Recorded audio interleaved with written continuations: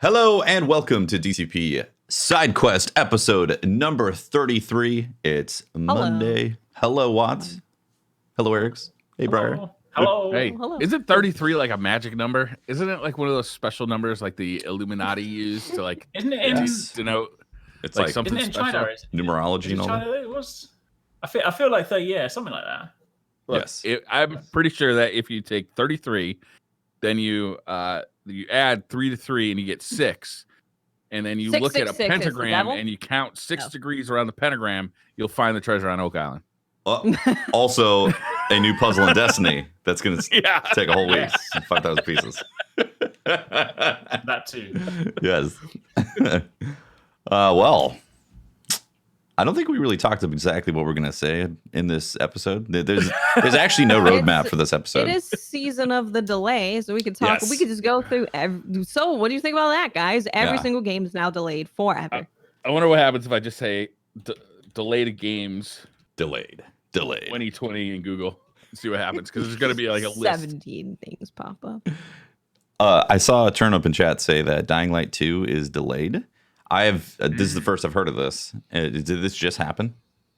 That was announced today. Yeah. So we've now had Final Fantasy's pushed back to April 10th. We've got Yep. Marvel pushed into September.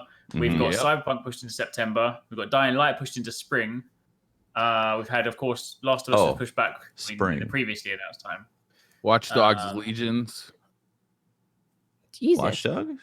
Skull What and is Bones. happening? Skull and Bones is actually a game that I've been looking forward to for years now. Skull It's and another Bones isn't pirate coming game. out. Yeah, like it's it's one of ever those coming. games. It's one of those games where you're like, no, it's just not coming I out. played it. Their business I played it model at is that they're E3 constantly in before. development. They never actually release it.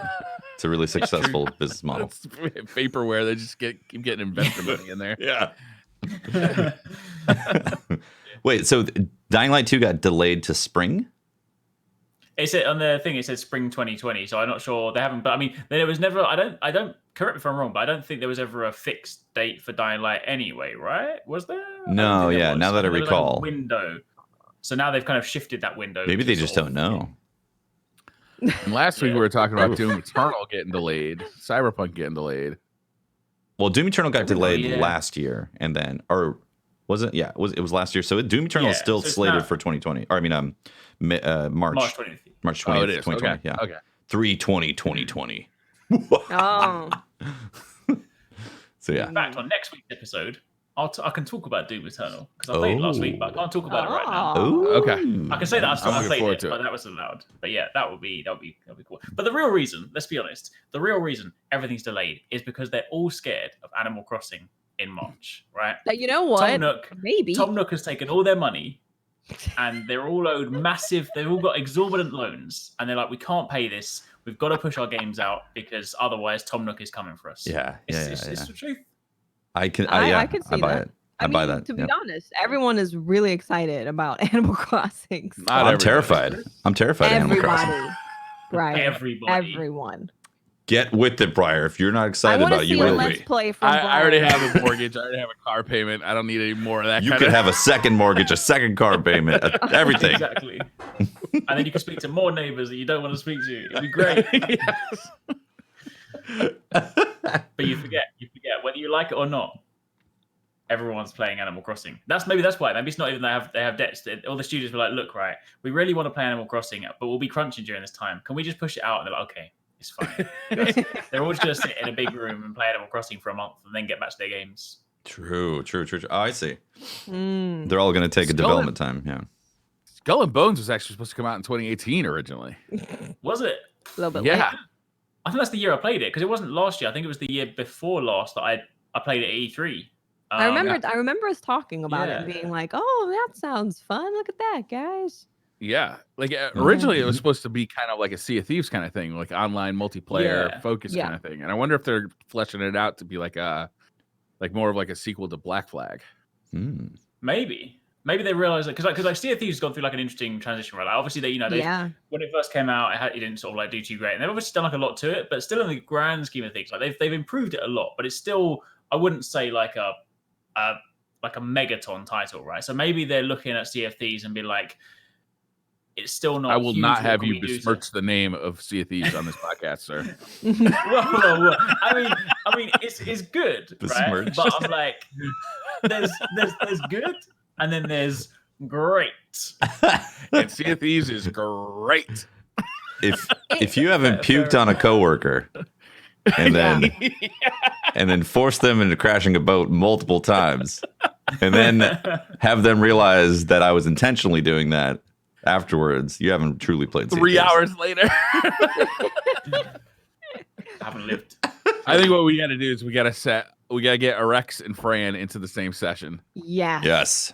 So that we can let him fully enjoy the pirate life.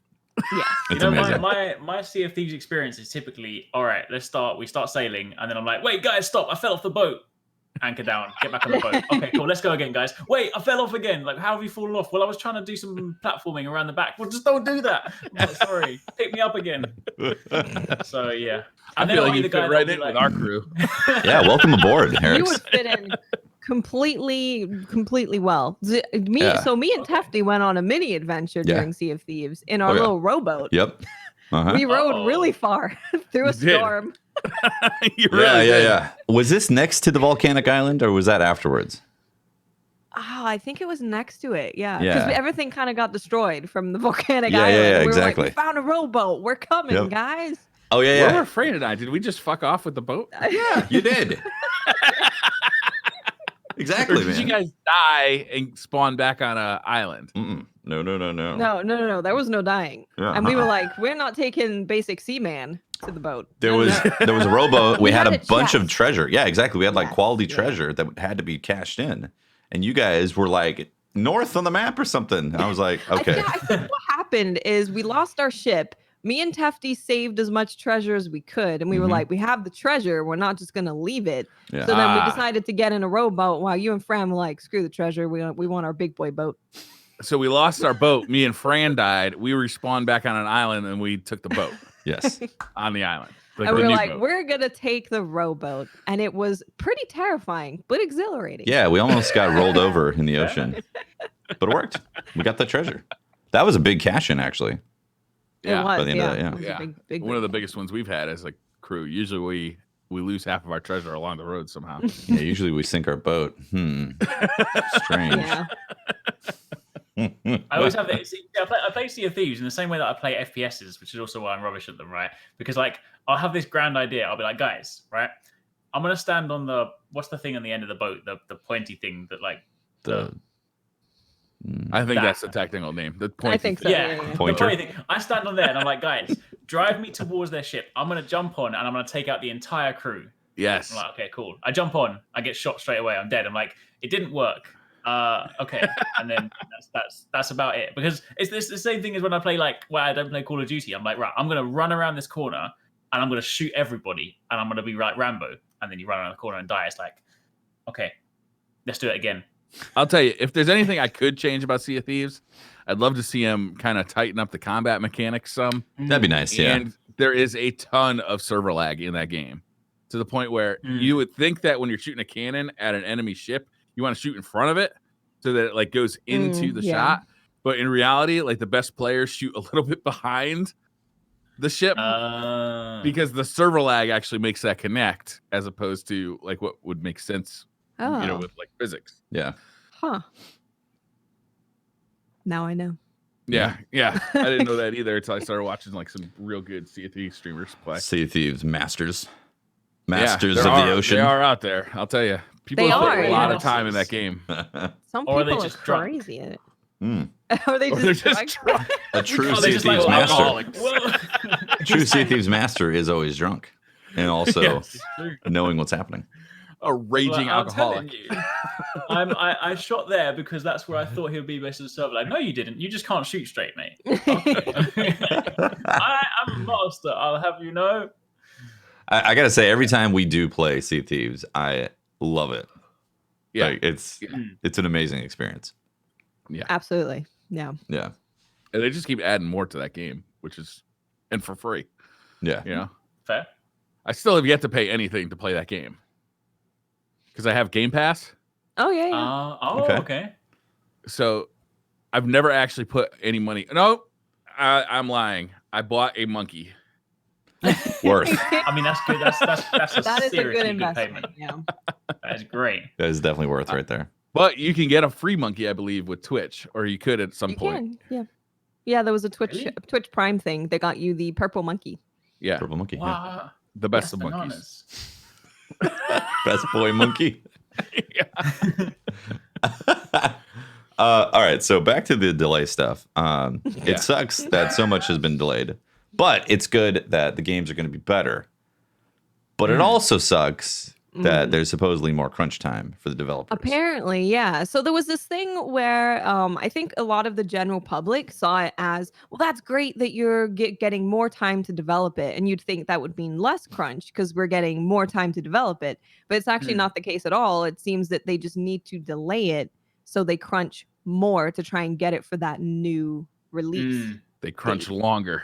Yeah. Longer and also always harder. that- Yeah, and there's also always that danger as well because like, suddenly when some studios, I'm hoping like they're kind of if they're on the home stretch, they're trying to be sensible. But some studios, they'll be like, oh, we've got a few more months, let's add some more stuff, and then you get feature creep, and it's like, well, no, we weren't supposed to use this extension to add more stuff. I mean, like, not to say that we don't want more things. Obviously, a better game is great, but sometimes when you're on that home stretch and you're like, right, we just need to lock it in, get it like code complete, get it content complete, and then go from there. And then there's like, well, no, now see that thing we couldn't fit in because we were running out of time. We're going to get that in right now. You're like, oh, here we go again. So, yeah. Yeah. It's tough. That's rough. Well, now I don't know how to feel because I used to be really disappointed when a game got delayed. And everybody said, well, it gives them more time to polish the game. I'm like, oh, okay, well, that makes sense. So now I wasn't feeling like, now I feel like, okay, great. They got more time to polish the game. But no, this is hard on the developers. So now how the fuck am I supposed to feel about this? Yeah, it's true, Yeah, I mean, it's true. on one end, would it be worse if they released a game that was unpolished, full of bugs, and got critically slashed because of the Anthem. the poor implementation? I will not have you besmirch Anthem's name on this podcast. Longer and harder, the besmirched episode of DCP. Is it better that happens, or is it better that the developers, crunch and then release a title that everybody praises because it's so wonderful? But clearly, there's no good answer at the moment because the industry needs to change. Yeah, it needs to be. I mean, I think it slowly is. People are looking at crunch as a thing that they just don't want to have from the games that they play anymore. Like, they don't want to be a part of that. And I know a lot of studios have worked really hard to eliminate crunch. Bungie is one of those. There's actually a talk that was at GDC by Luke Timmons who talked on everything they've done at Bungie to try and get rid of crunch because they had really bad crunch during Halo days. Really bad. Yeah. And they were like, we're not doing this anymore. So yeah, it's you need better management. You have to manage the time better and manage the resources better. And that's just what it is. It's a lot of work to get it to that point because obviously, bugs come up and you have to fix a bug that you didn't know was going to be there, and then you have to change the time. And I can imagine that doing schedules for game development is difficult because I'm sure it changes all the time. Every time you get a bug, that takes away polish time, and the polish time is what a lot of people remember once they've played a game. Yeah. In America, I don't know if this is true worldwide, but there's this feeling like, the harder you work, the more of a man you are. You know what I mean? Like, oh, you have a 40-hour-a-week job. Well, I put in 60, so I'm more badass than you are, and more badass, more qualified, better. Living the American dream. The harder I work, the more I'll get rewarded. And I don't know if that's like in America, it's bigger than the games industry. It's really it almost seems like a tool for companies to take advantage of their workers, right? It's like, well, if you're really committed to this, you'll put aside everything else in your life, your hobbies, your family, and just be this job. Yeah. And there's also really that underlying thing of the games industry of you should be a game dev because you love games. Oh, yeah. Built on your love of gaming, and that's it. Yeah, I did. So that also pushes it even further. That's such a funny. It's like that bull. Okay. No, go for it, Alex. Yeah. I was gonna say it's like that BS phrase where they're like, do something you love and you'll never work a day in your life. It's like, nope, you'll work even so damn hard that you won't realize, and then you'll burn yourself out, and then you'll run yourself into the ground. Yeah, it's mad. Yeah, that's a good way to ruin something that you used to really enjoy. Yes. As soon as you put it as a job, it it can take away some of the magic that you loved about it if you're not careful. Yeah. Well, really careful. So in the games industry, the other thing is high turnover and burnout that also leads to like developing games is a very specialized field. There's a lot of knowledge that is not immediately available for people to suddenly pick up and be like, oh, well, suddenly I can build a 3D engine. Like it's very specialized technology. You just turn the graphics knob, tweak just level 6 a little bit. Can I just turn the detail knob so my 3D model looks super awesome? Enhance. Just enhance all these graphics so it's perfect. Great. Okay, yeah, game development's easy. It's like they have this that culture ends up burning out a lot of people, and then those people move on, and so then you have like a generation that has to come through and relearn those things without any direct information from people who have been doing it for a while because they've completely gotten sick of the field and can get higher paying jobs at like IBM or Bank of America or whatever doing database work. Yeah. Yep, That's big problem for the game industry, is that a lot of the senior developers, you don't necessarily get paid as well as you would from like working at Cisco or IBM. Oh, totally. Or Microsoft. If you go work at Amazon as like an engineer doing similar stuff, you will get paid a lot more. Yeah. Right. And you have paid time off and not crunch. Yeah. Yes. And that's a problem for the game industry, because you lose all your senior level people. Like the people, when you complain about management in the game industry or at a developer, well, that's because you lost all your best employees to IBM or Cisco or whoever. Yeah. Like the best people will go get the best pay. Yeah. If they're sick of the crunch, or if they're sick of the things that make them hate that the problem side, and crunch is obviously the problem side. Like people got into those game development because they love the passion of making video games, but at a certain point, just like you said, you can't sacrifice your entire livelihood for the project that ultimately like that's easier to do when you're in your 20s, but once you're in your 30s or 40s, once you've started a family and you have other priorities besides just like, I want to make level 3 as badass as possible.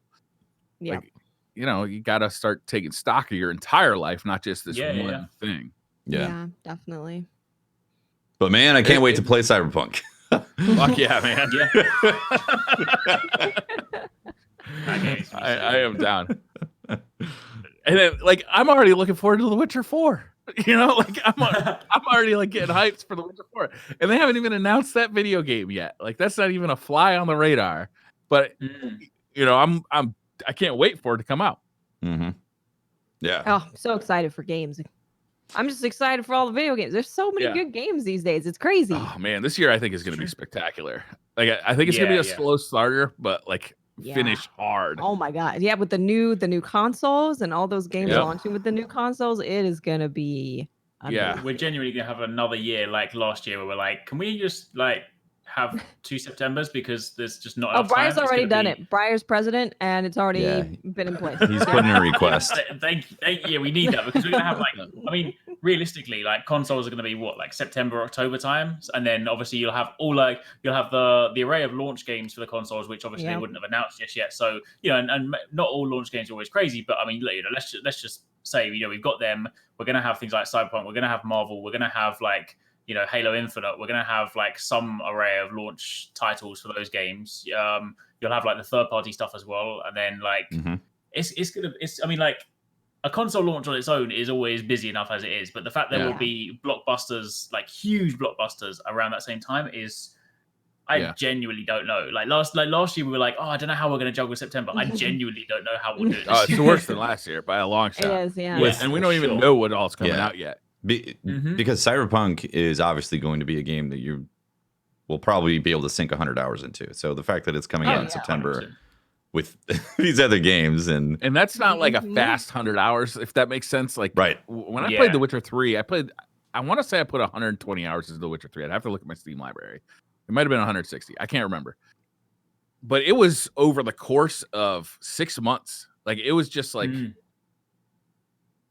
I'd get 8 hours of play time through a quest, like just one quest in the game. It's like, it's a different kind of thing than just like a grindy RPG where you're just like, you're sitting in a dungeon just like killing monsters to level up. It's the And story I don't know if pulls you Cyberpunk forward. would be the same. Yeah. I hope it is. Microsoft actually said something that I thought was really interesting about the next generation of consoles was that there aren't going to be any exclusives on the Series X for the first year. Right. All the games will be backward compatible with the current Xbox One. Yeah, it's I definitely think that's quite weird. I mean, it's like there's two sides to it, right? On one side, for like the wider, the general population that maybe like when a first console comes out can't necessarily pick it up straight away. They'll be like, well, that's great. I can still enjoy the games. Like they release Halo Infinite. I'm just gonna play it on my Xbox One. Fine, I'll play it on my Xbox Series X. For the wider population, I think it's great. But one of the things that you get most excited about with next generation is these are games that I can only play on this cool, powerful hardware. Like, by starting themselves like that, it's all. I mean, I know Microsoft have obviously already shown they don't really care too much about the hardware because they're just saying you can play our things anywhere. They just want people playing stuff, hence why they're pushing Game Pass so much. But it's still just a bit like, with PlayStation 5, they were like, okay, Godfall, this is a game you can only play on this platform. You're like, oh, well, now I have a reason to buy a PS5. With Series X, you'll be like, I might as well save some money, buy a PS5, get a next-gen console, and then play all the Xbox Series X games on my Xbox One for a year, and then I'll buy it next year. Yeah. So it's a bit weird. Like, and it also, one of the things about a new console generation is that they're doing things that they couldn't do on the previous generation of consoles, right? And we've heard about these, like, SSDs being able to actually impact gameplay and, graphics, being able to create bigger worlds. And well, for the first year, don't expect that. Or, it may be a situation kind of like we have in Destiny now, where the game is playable on consoles and PC. But on consoles, there's a couple of limitations that really make it frustrating, like the super long load times, or like just switching weapons takes a really long time because it goes into the menu and then it comes back out. Like things like that. Maybe just that we're getting severely compromised versions of current games on the Xbox One.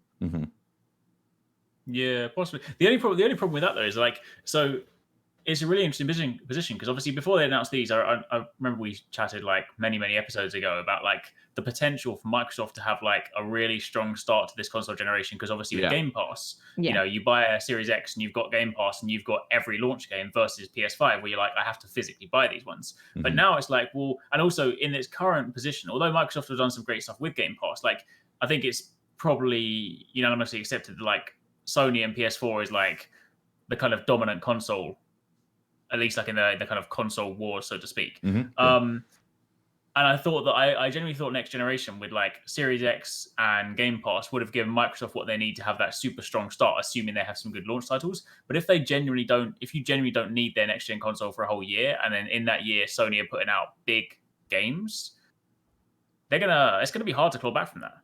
Yeah, so, like a good point. looter slasher, possibly. Exactly right. Exactly. Are you watching that GIF on loop again? Because that's what I'm doing. I can't wait to play that game. I hope it's good. Yeah, I hope it's good too. Yeah. I mean, Microsoft consoles are a bit. To me, I never feel like I need a Microsoft console anymore because I have a PC, right? Yeah. Like whatever they release on, as far as Xbox exclusives, now come to PC, day and date, release date. So there's no real reason for me to own an Xbox. That being said, I just bought an Xbox One because I wanted, something in my living room, and that'll probably be the driving force for me to buy a Series X. But if I had to decide right now whether I was going to buy a PlayStation 5 or a Series X, based on this news, my swing vote just went to PS5 because there are going to be games that I can't play unless I have one. They're probably not going to be the best games. So, imagine you don't have a PC with the 2080 Ti in it. Yeah. What do you buy? I can't. That's too hard to imagine. It's just, it's not a life I want to live. See, because I think the Series X is marketed towards people who want high-end graphics and also the ability to play all these different games on whatever platform, but can start out on a Series X and then down the road, if they want to have a PC that's going to be better, they can. Yeah. Right now, if I didn't have a PC, it's almost tied because I feel like PlayStation has better exclusive games, Yeah, definitely. but the Game know Pass what? is so compelling. Yep. You know what game shops should start doing if they get wind of this and they really want to monopolize on like when it comes out, they should start doing bundles where you can buy a PS5 and an Xbox One for like a bargain price, because then you get you get the ability to play both sets of next gen games for the first year. Yeah. Right? You're like, well, if you buy this, you can still play Halo Infinite on the one. You can buy a PS5 and get this, and then be like, and next year, come and trade your Xbox One in for a Series X when the new gen games come out. Are they bundling Microsoft a has launch? a deal right now where you can buy an Xbox right now and get on like a monthly payment plan for it. And when the new version comes out, they'll automatically upgrade you to that Series X.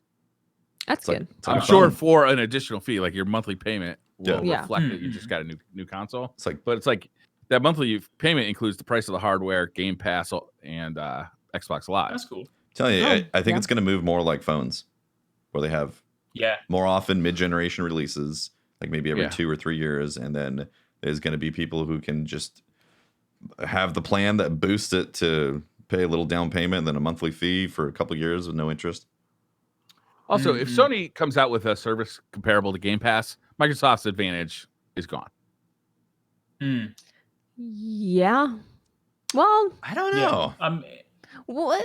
They'd have to have it work with PC, right? Like, if PlayStation exactly. had a Game Pass where it would work with PC, which maybe it wouldn't because of Microsoft, unless there was like an app that you could download or something. I don't know.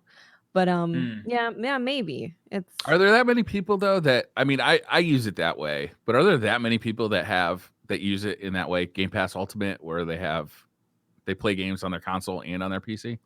Well, just like you said, probably not. Yeah. Well, I think it comes down to the living room question. Like, if you want to play some games in your living room, like that's the perfect solution. I think that is the thing. Well, how common is that? Like, I feel like I'm on the fringe with that. You know, I feel like it might be more common than we think. I think it's very common. Yeah. Mm-hmm. Especially for families, right? Like maybe you have you're a dad and you like gaming hardcore with your buds on the PC, but then you want to play some games with your family in the living room, or have your kid play in the living room, and you can all just use the same account. Yeah, and that's perfect for that. It is, yeah. Yeah. It really. The thing with the PlayStation 5 is take away the exclusives, and then the Game Pass and the Xbox environment is just clearly better because you can have a PC 100%. play all those things. So, but those exclusives are so fucking good. You can't have a conversation without talking. They about are no, totally, yeah, for sure. But that's not all the games that are getting released. You know what I mean? Like there's like 5 or 6 exclusives on PS4 right now that are like must-haves. Yeah. You know what I mean? So I don't expect there to be an exclusive every 3 months on the PS5 that's going to be a must-have. Right, but even like 2 a year, 1 or 2 a year, to me, they're so strong. Like the last console generation wouldn't be the same without some of the PS4 exclusives. I would have purchased a PlayStation just for Bloodborne. A lot of people did. Yeah. Yeah. A lot of people just bought it for Bloodborne, yeah. Or for God of War. God of War. Horizon Zero Dawn as well was the same thing. Yeah. And I definitely don't mean to say like exclusives, take those out of the conversation and then you got a fair playing field or something like that. I'm just, there's a lot of people who want a wide gaming experience, and the PS5 is it's a closed off platform. It's like you're only getting specifically what they're going to give you in their market.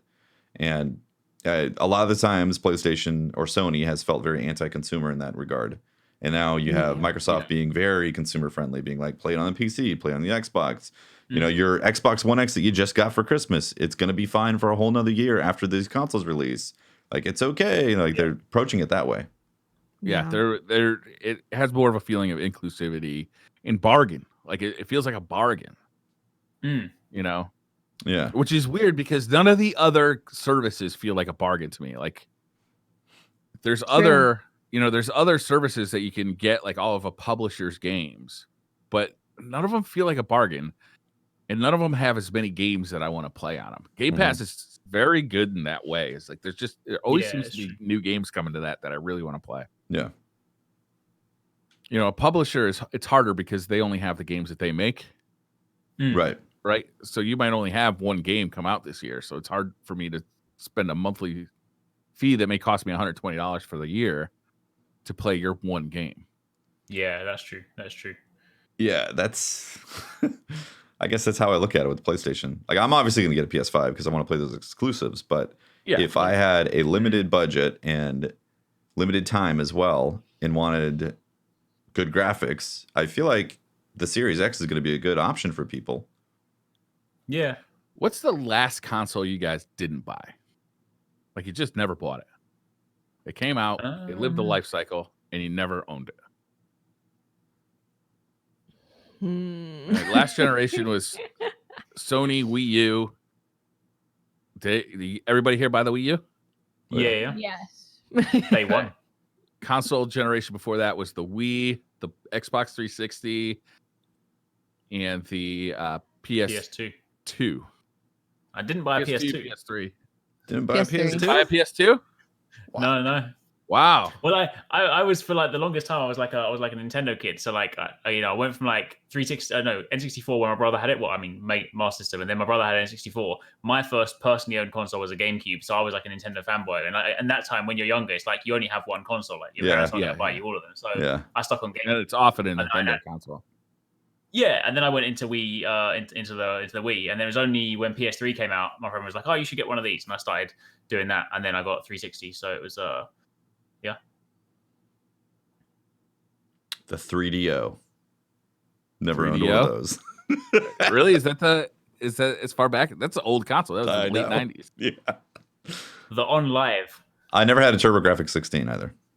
I just bought an HDMI adapter for mine. I've been playing. Really? Amazing. Yeah. I was at there's like a retro game store by my house, and I really try hard not to go in there, but every once in a while I'm driving by, I'm like, fuck it, I'm going in there. And I always drop like $150 on like old games and stuff. That's great. And this time I saw that they had these HDMI adapters for old consoles. And if you know anything about playing old consoles, the bitch about it is that new TVs don't have those like RCA plugs. Yeah. You know, so you can't play, you can't directly plug them in. And you can buy like adapters and stuff, and frame meisters and all sorts of stuff. It gets really expensive, and the quality just kind of gets worse and worse unless you spend a whole lot of money. But this was just, for $30, it plugs into the back of TurboGrafx and converts everything to HDMI. I'm like, well, I haven't played my TurboGrafx on a modern TV. I bet it's been 20 years since I turned that thing on. Does that mean you can put it in a capture card as well? What's that? Does that mean you could put it into a capture card as well? Yeah, absolutely. Yeah. And the graphics are, I've been using it. The graphics are a little blurry, especially when things are in motion. But hey, It was better than what I had before, which was not playing my TurboGrafx 16 at all. A couple of notes about the TurboGrafx 16 is the controller cord is about this long. It's about 16 inches long. So you have to sit. You have to sit about 16 inches away from your console, which is, of course, right next to your TV. That's what I used to do back in the day with a little beanbag chair. Yeah, exactly. Yeah, but you didn't have a 65 fucking inch TV at the time. I did not. I had that's your fault for getting such a big TV. Yeah. Back in the day, CRTs, like big CRTs, were like 32 inches. That was like a really big one.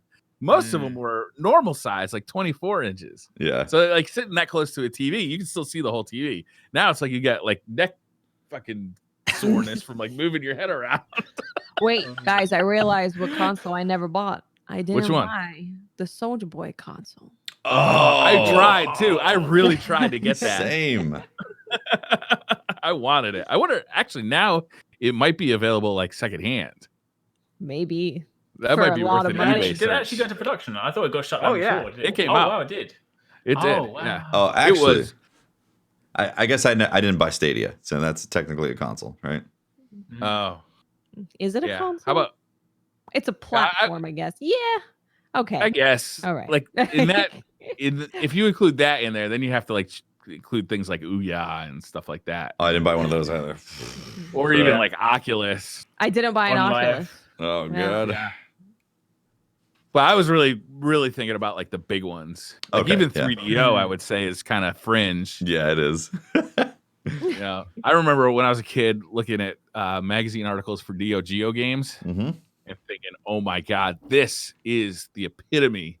This is the best you can get. And those things were like, it was like $500 or $600 per cartridge per game. Holy crap.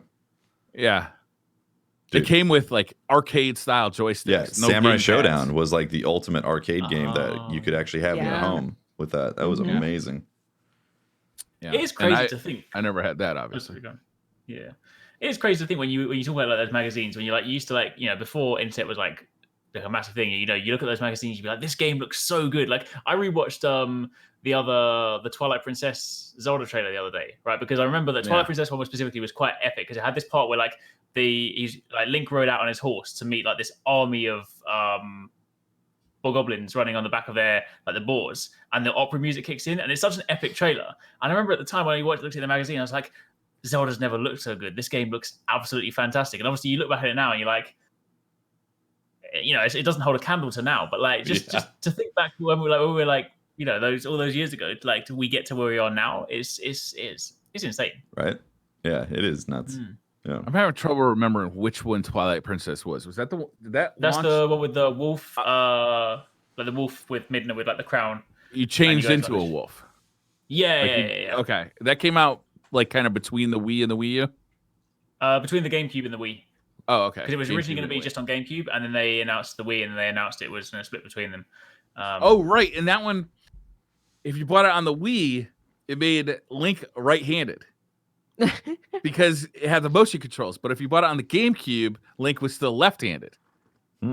Yes, that's correct. Oh, that's correct. Yeah. Wow, that's interesting. Yeah. He's always been left-handed, apart from when in motion control games. That's funny. Yeah.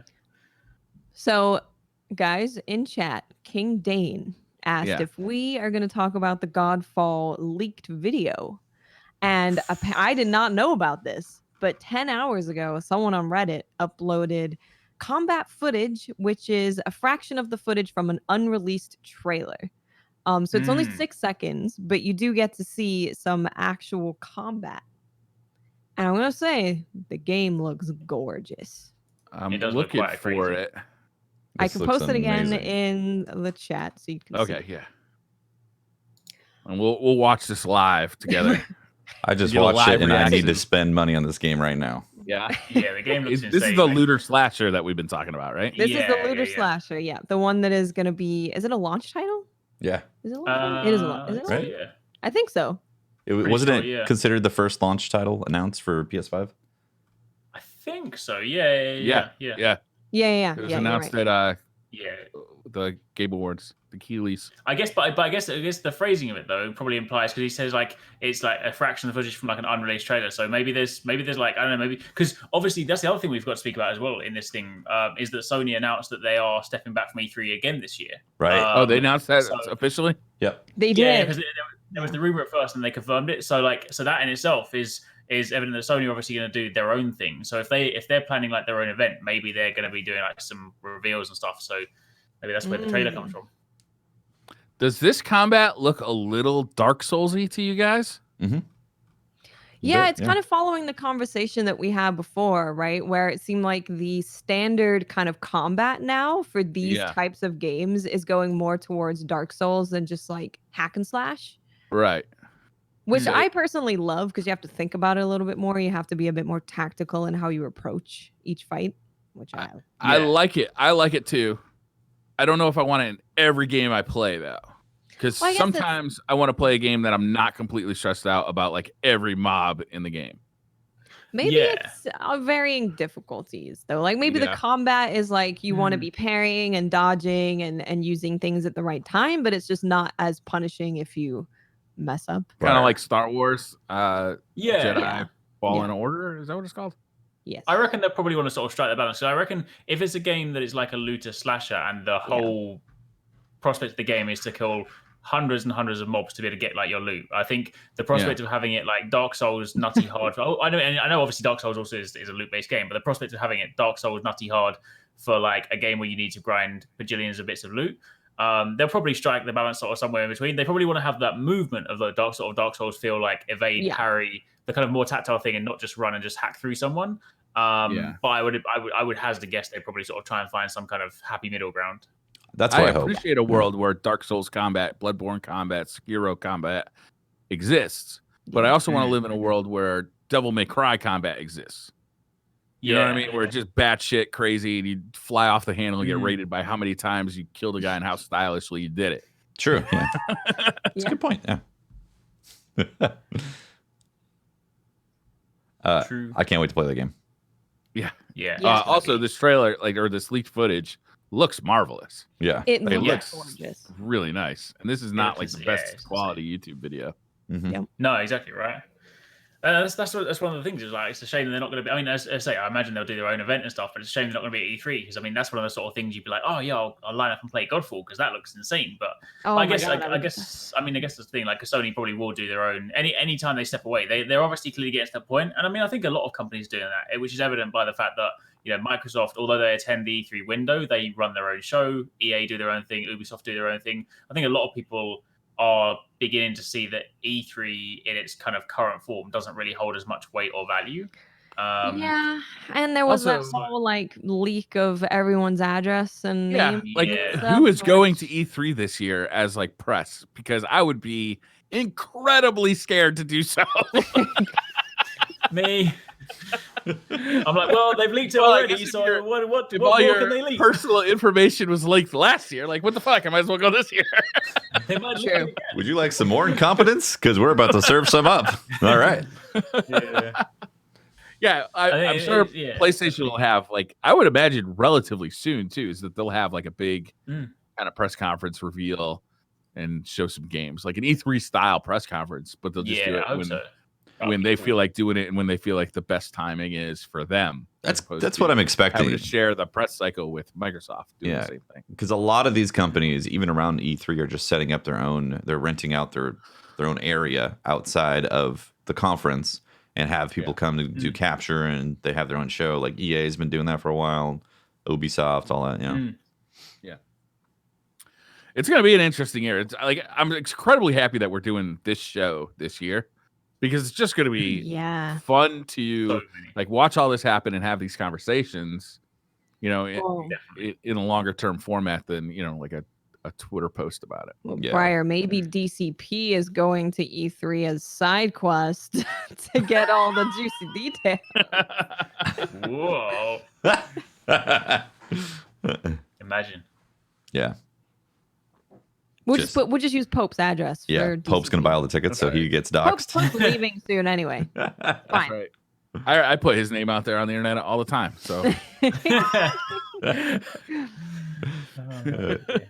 I'm been super sending him fleshlights once a month for years. Oh my god. I'm crazy excited about the new console releases. Yeah, it's always a really exciting time. Yeah.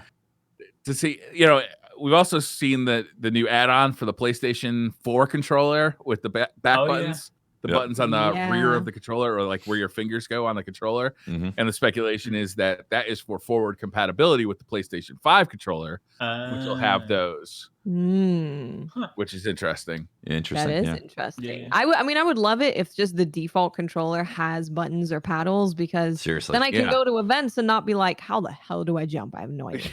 I have to use my thumb to press the jump button. But that's how I aim. Yeah. Exactly. Honestly, getting the new console is going to make me want to pick up the games on the new console, just to be like, I want to see it on the PS5. Yeah. Well, also just the graphical jump that it allows all games. Exactly. Yeah. Right. Ray tracing is going to be supported on both new consoles, so that means ray tracing is going to be much more common. Just higher graphical fidelity across the board. Like when I turned on the Watts, you weren't on last week, but I thanked you on air for telling me about the high res pack for Monster Hunter. Oh yeah. Because oh my god, it makes the game look so good. Yeah. And imagine all games are going to have that level of 4K fidelity, because like the standard. They're going to be on an M2 drive and be fast enough to load those texture maps. That's right. Yeah. Oh, I want to play Monster Hunter on my PS5. My load times. Oh, I'll get in and out. Yeah. Hey, speaking of Monster Hunter, There was a roadmap released, right? There was a roadmap. Oh. yes. Ooh. Can I easily Google this? Eric, do you want to fill us in on the hot deets? Sure. So there is this month. There is the Celestial. There's the Appreciation Festival, which basically the celebration of this like 2-year week. anniversary. Yeah, that's This yeah, week. exactly on Thursday. January 24th. And Mhm.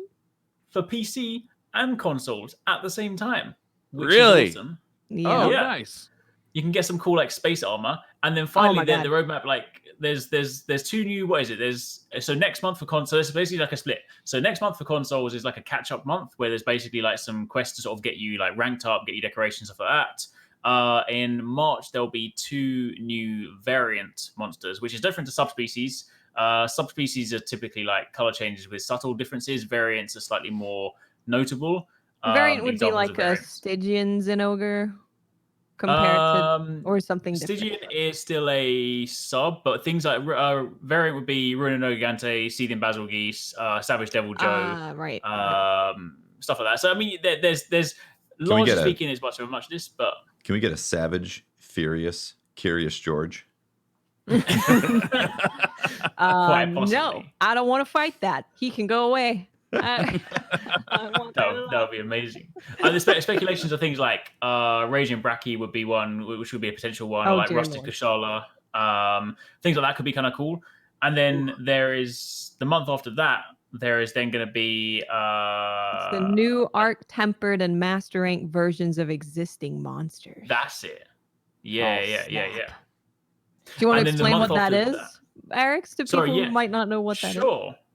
So Arc Tempered is like the ultimate end game difficulty in World. It was basically like it would be you have Elder Dragons and then you have Arc Tempered Elder Dragons, which would, to be fair, for a lot of the time they weren't that impressive because they were basically just like they had more health, they hit harder. Some of them had like an extra move, which was like slightly different, but they basically introduced Gamma armor sets, which was like a version of their armor that had additional benefits and perks and stuff. So their armor wise, they were worth doing. It's just the fights weren't too good. So I kind of hope they overhaul the Arc Temper system and additional versions of like Master Rank monsters. Maybe I was trying to work out the wording for that. I'm guessing that probably implies potentially things like Behemoth and Leshen, because of course, like every other monster, every other monster that was in World has got a Master Rank version, right? Apart from those ones, so it's probably those.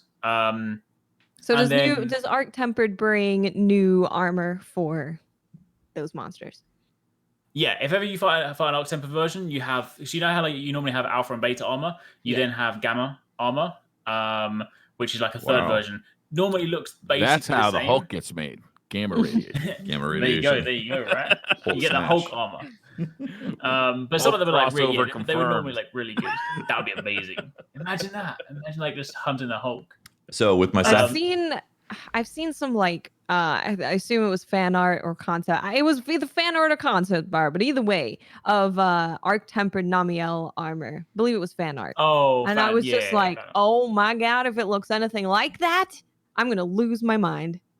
That would be amazing. So is the Gamma armor generally better than Alpha? Yes, yeah. Generally speaking, Gamma will normally be like a combination of like the Alpha and Beta. It'll have much better slots. It'll have better skill distribution.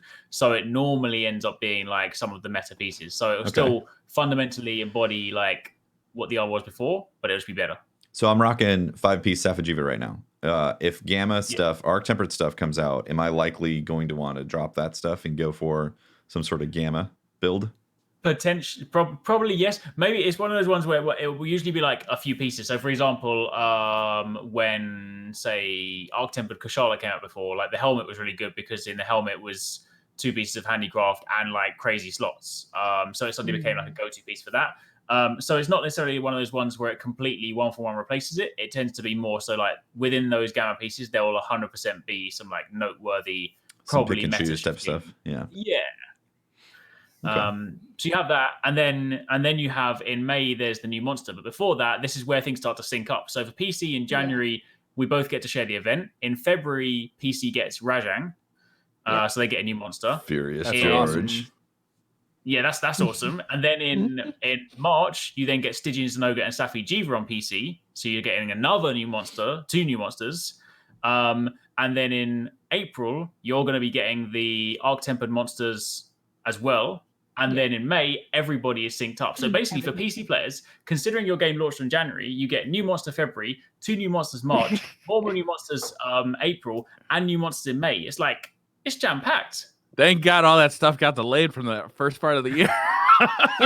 There you go, right? Grinded some Monster Hunter. So like the whole thing is going to be completely synced up in May, and then moving forward, it should just be synced. It doesn't matter. Yep. That's amazing. Doesn't matter. How awesome. long do you think that the content is going to continue to be introduced for Monster Hunter Iceborne at this point? I'd say probably up until September, because historically it's normally, for like other Monster Hunter games as well, it's normally about a year of free support. Quite whether that will be on like the May point. Obviously, they said in May there'll be the return of a fan favorite monster. Quite whether from that point there'll be too many more additional monsters. It may just be following, say, like that. It could just be event quests and some other smaller things like that. But looking at kind of Monster Hunter in the past, it's normally been about a year of support for each game. So I'd imagine September, which would probably bring out to the next generation, and then they can kind of decide whatever they're going to do.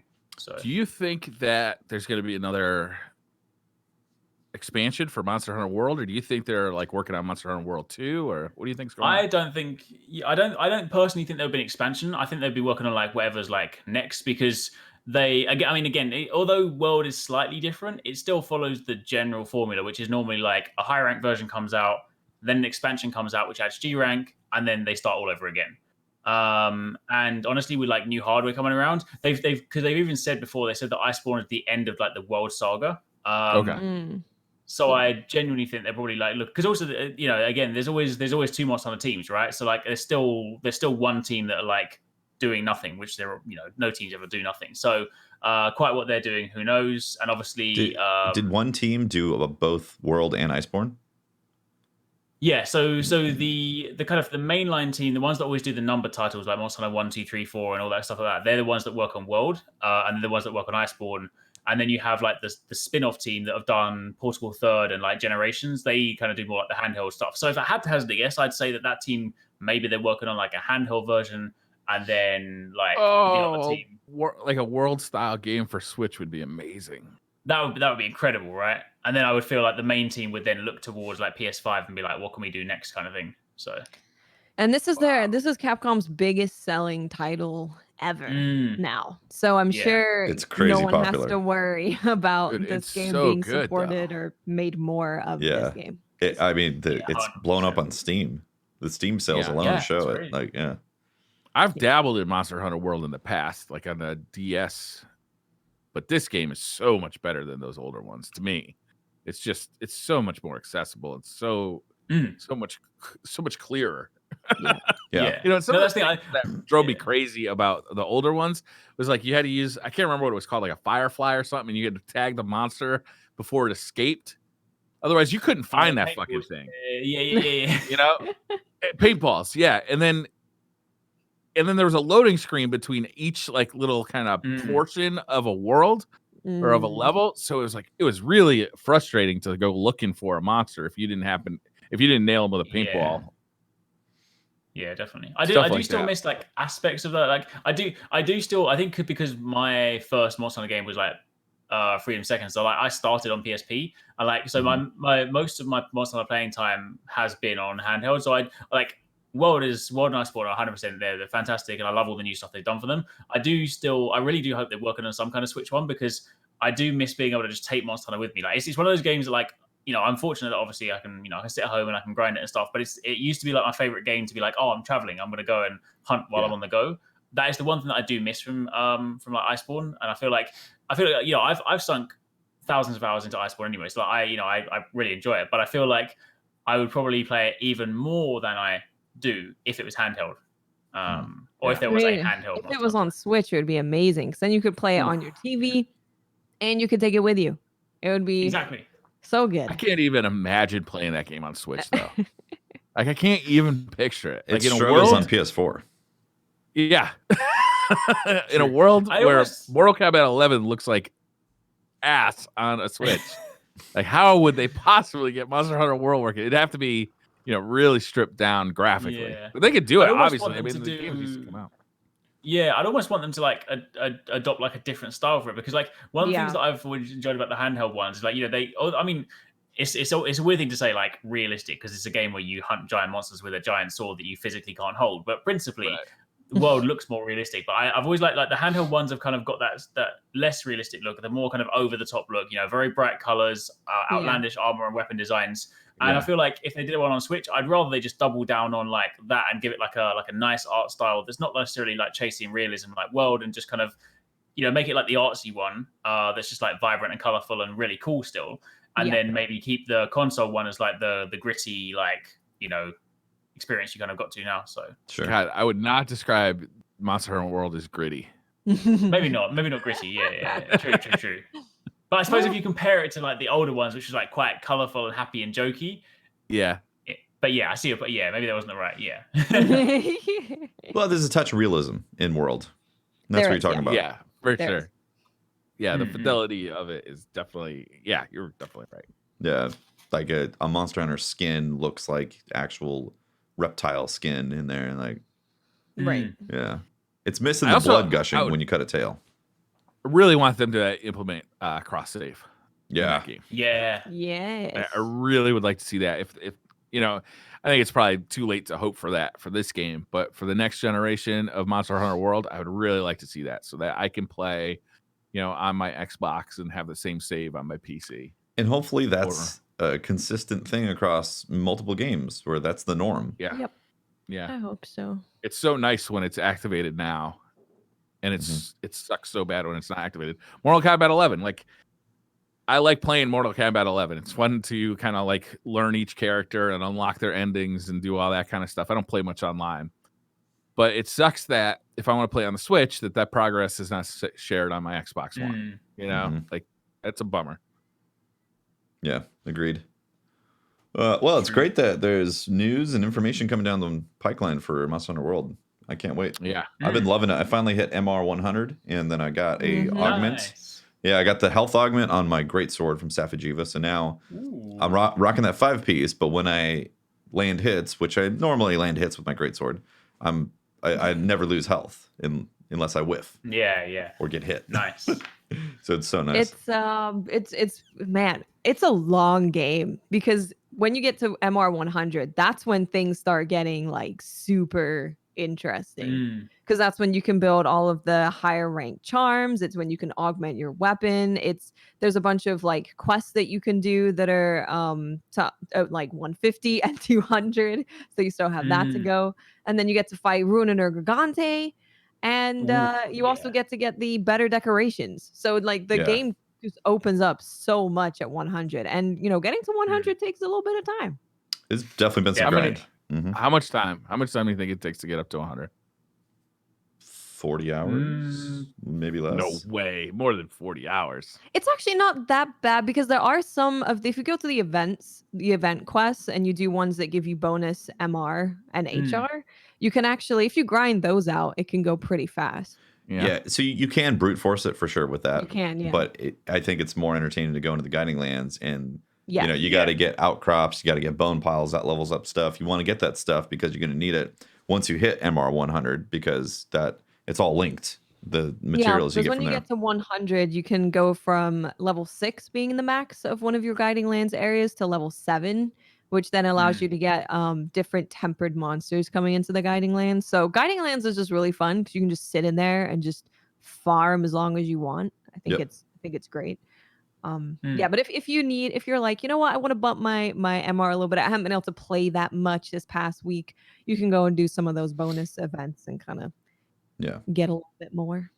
Yeah, exactly. Yeah, I mean 40 hours might be a little ballooned, but like you can waste a lot of time.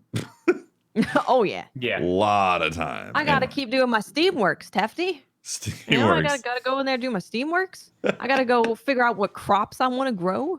Yep, I got things to do. Lots. I'm busy. But just hanging out in the guiding lands, you can just spend a ton of time. I've had 6-hour sessions where I've literally been in one guiding land session the whole time. Grinding. Yep. Doing stuff, boosting in MR. And it's fun. It's a fantastic experience. Really happy it exists in Monster Hunter. Yeah, for sure. Yeah. Any other news that we want to talk about? I completed Dragon Ball Z Kakarot this week. Oh, yeah, that's right. We didn't talk about that at all. Yeah. It's a new game. What is this? This isn't the fighting game, right? No, so it's a Dragon Ball Z RPG. It's not open world. It's kind of hub. It's a hub based game. So like there's a world map and you can kind of go to different hubs, but it's not like open world in the conventional sense. I enjoy my time playing through it. It's definitely not like I would say like it's a decent game, but I wouldn't put it up there as like an amazing one, because basically like I've enjoyed it. If you go into it with the right expectations, it's fun to play through if you want to kind of relive the anime, for example. Because like, so to set the scene, you play as various different characters throughout the thing, and you kind of have all these different skill trees you can level up and all these different abilities and stuff, which is really cool. In terms of combat, it's not as deep as some of the things like Xenoverse or like some of the other ones that you might have played before. So combat is pretty simple. Like your attacks are on circle. You then have some like special moves you can use, like Kamehamehas and all your different abilities like that you can kind of cycle between. So combat tends to be pretty like easy to flow through, especially once you get like the general flow down and you understand, like how to break enemies' combos. It becomes a pretty sort of samey loop. I would say I feel like the game would have benefited almost from not necessarily having the open world, or not open world, but like the opener aspects of it. Because for me, I golden lined it, because when you go to the open areas, the only kind of downside, or a couple of those sort of downsides, the world is quite empty, right? For a game where they're kind of giving you these different hubs where you can fly around, you can collect orbs, you can do some side quests with different people, you can go and collect some things.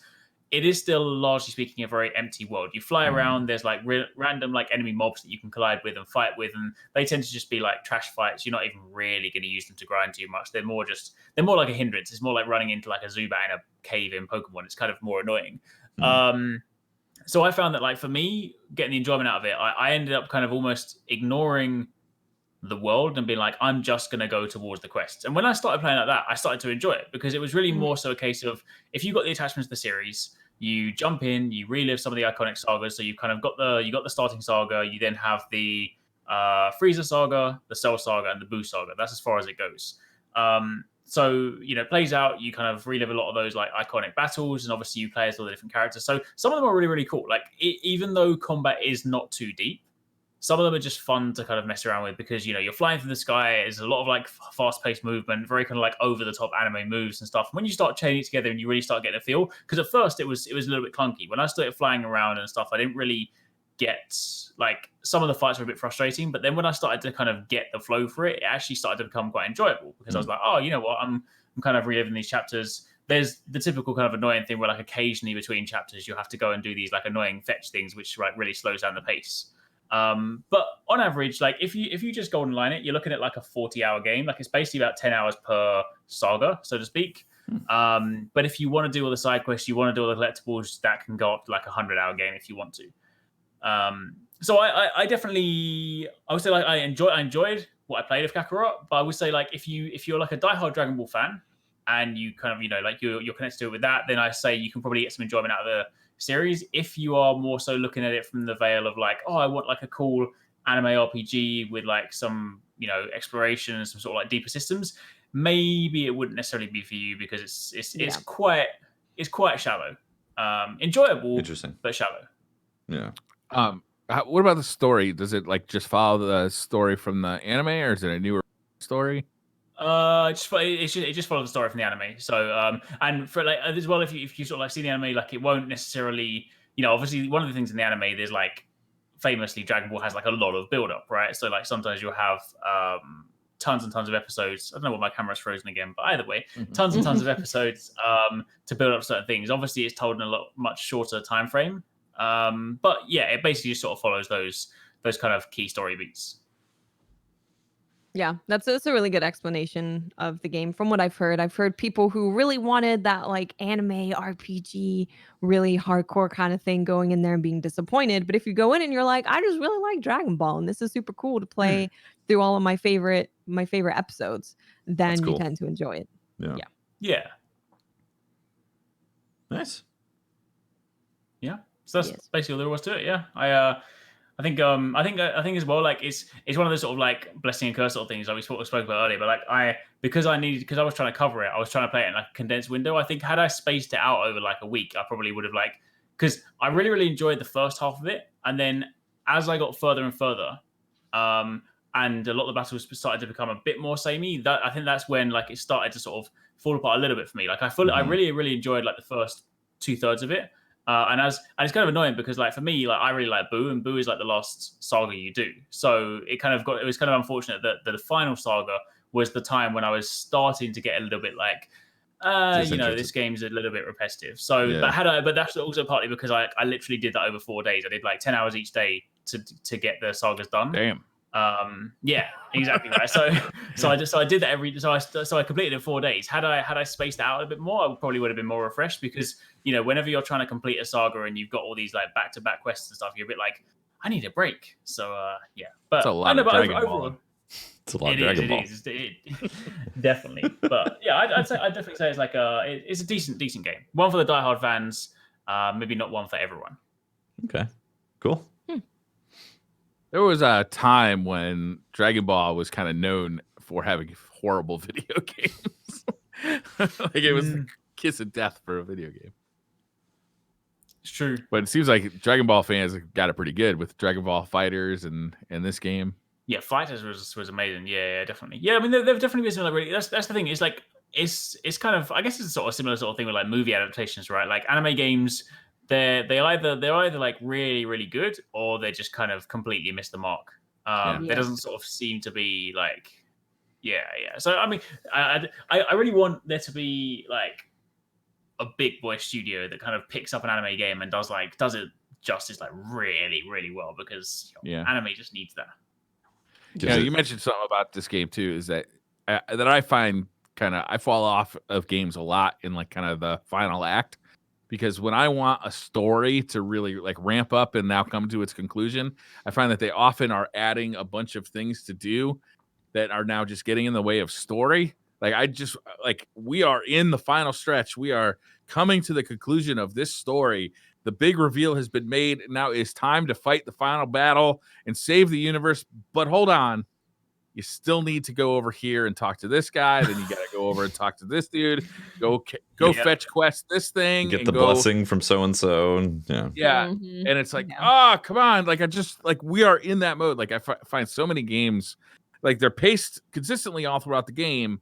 But by the final act, I want the game to actually start, like, picking up speed. And they so often don't do that. They just, okay, we are about to go to the final battle, but first, crawl up this wall in Uncharted and drive this Jeep around for a while. And like, no, I just want to, like, let's, I'm so amped because of that cutscene, and you're just going to like let that excitement, you're going to lose that excitement by making me like, explore a temple in a Jeep. Yeah. And a lot of times you already understand the systems and have had the combat multiple times. So you're kind of just like Eric, you were talking about, it's relatively shallow. So you don't necessarily are experiencing exciting combat towards the end. You're seeing some of the same stuff, right? Yeah. Definitely. Well, is that SideQuest? I think so. SideQuest complete. Oh, you got a bell. A concierge bell. I like it. Awesome. Well, thank you very much for watching, guys. Episode 33 of DCP SideQuest, the longer and harder episode, right? That is the official title. Longer and harder. Let's tell people that SideQuest has been delayed till Q4 2020. That's right. Yes. It's next gen hardware. We're gonna have to crunch to get that next episode out. We're gonna have to crunch, and we're gonna have to use a 2080 Ti. All that stuff. Yep. Mm-hmm. Thank you very much for watching, guys. Really appreciate all the support. If you want to find more of me, you can talk to me at Teft on Twitter and catch my streams, twitch.tv/TeftyTeft. I am Miss 5000 Watts. You can find me on Twitter, Twitch, and YouTube. Just look for Miss 5000 Watts. I am Arix. You can find me on Twitter at Arix or YouTube at Scuf Gaming. And I don't know what we're covering this week. Lots of games. More games. I'm Briar Rabbit. You can talk to me at the Briar Rabbit on Twitter, or come take a look at the YouTube channel, Briar Rabbit on YouTube. Awesome. Thanks for watching, guys. We'll see you next week. Bye, everyone. Bye. Bye-bye. Bye.